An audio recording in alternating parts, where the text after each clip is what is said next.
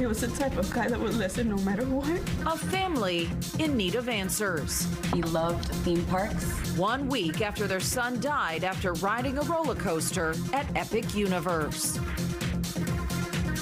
And this is the man who died after riding the Stardust Racers ride at Epic Universe last week. He was at the park with his girlfriend.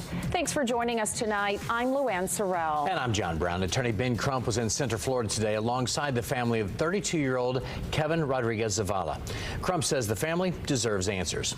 He held that news conference this afternoon where he called for the roller coaster to remain closed until a full investigation is complete. He says that the man was sitting next to his girlfriend in the front row of the coaster and was unconscious for the majority of the ride. He says that Rodriguez Zavala hit his head several times on the metal bar on the front of the ride, which was the cause of the death. Never did they believe that it would end up with Kevin being killed on the Universal Studios Epic Universe ride. They never would have believed that because he had been on so many other rides. For the roller coaster. Crump says he wants an investigation into whether the safety restraint system was working properly. And Kevin's family, as you saw right there, was standing right next to Crump as he demanded answers from Universal. Fox 35's Marie Edinger is joining us live now from Epic Universe. And Marie, Kevin actually worked at one of the theme parks here.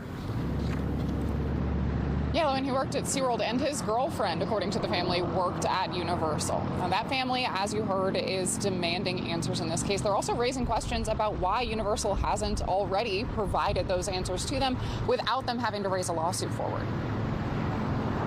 It is with such a heavy heart that we are here at this time. Kevin Rodriguez Zavala's family says they want two things. First, they want Kevin to be remembered for the person he was. Someone who always liked to help, someone who always enjoyed making everybody happy and laugh. He was the one that would always be there.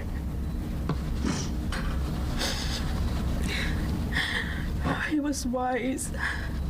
And more than anything, they want to make sure no one else suffers what they're going through right now, losing that kind, patient, giving, loving person. I don't want anybody else to feel like I feel right now.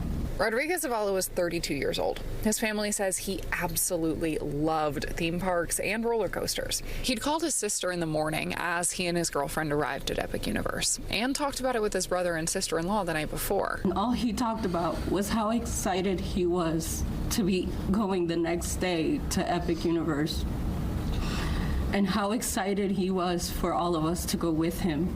That was just a few hours before he got on Stardust Racer, the ride that would ultimately lead to his death. Whether it's adding more restrictions to the ride or just adding more restraints, just figuring out a way to make it safer. One family is enough.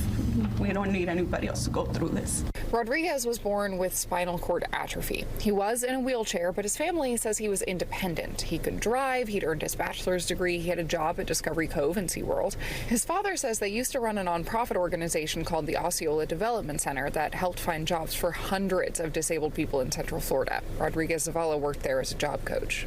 He was there all the time, helping kids.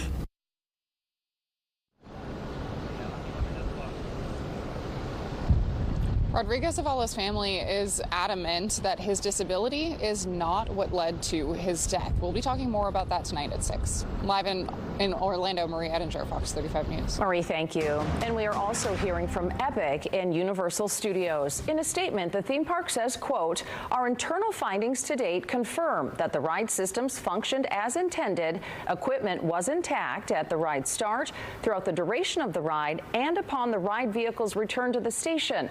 And our team members followed procedures," end quote. Well, right now that ride is still closed and no reopening date has been set.